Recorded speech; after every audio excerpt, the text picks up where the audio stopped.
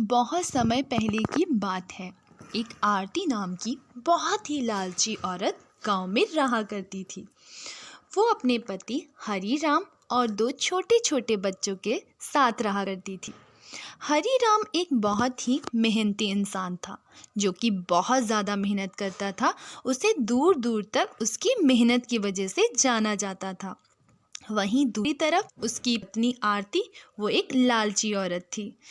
एक दिन जब आरती अपनी सहेली के साथ बाजार जा रही होती है, तो उसकी नज़र उसकी सहेली के हाथों में पड़ती है। उसकी सहेली ने कंगन पहन रखे होते हैं। फिर क्या था, आरती पूछती है, दीदी ये कंगन कहाँ से लिए? उसकी सहेली समझ जाती है कि आरती एक लालची औरत है। वो उसे कहती है, तुम भी ये कंगन ले सकती हो, कल तुम मेरे साथ चलना, तुम्हें जो भी चाहिए होगा सब मिलेगा।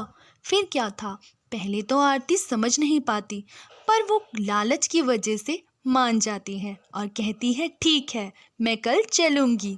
फिर क्या, जब वो जा रहे होते हैं, जैसे ही वो गुफा में पहुंचती है, तो आरती की एक बहुत बड़े बड़े बालों वाला एक आदमी गुफा के अंदर बैठा है और वो कहता है, चाहिए तुम्हें? आरती कहती है, मुझे सोने का हार चाहिए। बदले में बाबा कहता है कि उसे 15 दिन तक अपने घर से पैसे लाकर मुझे देने होंगे। भेंट में आरती ऐसा करने को तैयार हो जाती है। वो रोज़ अपने घर से जितने भी पैसे इकट्ठे हुए होते हैं, बाबा के पास देकर आ जाती है। ऐसा ही वो करते करते बहुत दिन हो चुके होते हैं। 7-8 दिन के बाद जब हरीराम इतनी मेहनत कर रहा होता है, तब भी वो बिल्कुल नहीं सोचती। हरीराम बेचारा मेहनत करता है, दिन दिन में वो इतनी धूप में खड़े होकर फसल उगा रहा होता है, ताकि ज़्यादा से ज़्यादा पैसे कमाकर वो घर ला सके। जब वो थक हार कर शाम को घर आता है, तो वो कहती है, हाँ हाँ आ जाओ, कितने पैसे लाए हो? देखो तुमने तो मुझे गरीब ही रख दिया, लेकिन देखना मैं तुम्हें दिनों दिन रातों रात कैसे अमीर बनाती हूँ। हरीराम अपनी पत्नी की ये बातें सुनकर गुस्सा तो बहुत होता है, पर वो समझ जाता है कि वो बहुत नासमझ और लालची है। वो उसे चुपचाप पैसे दे देता है। फिर क्या, अगले दिन फिर वो पैसे लेकर बाबा के पास पहुंच जाती है। ऐसा 15 दिन करने के बाद जब 16वें दिन वो बाबा के पास जाती है, तो आरती देखती है वहाँ तो कुछ है ही नहीं। वो यहाँ वहाँ सब जगह देखती है। उसे फिर धीरे धीरे घबराहट होने लगती है, क्योंकि उसे समझ नहीं आ रहा होता कि उसके साथ क्या हो रहा है। आरती के पसीने छूट जाते हैं।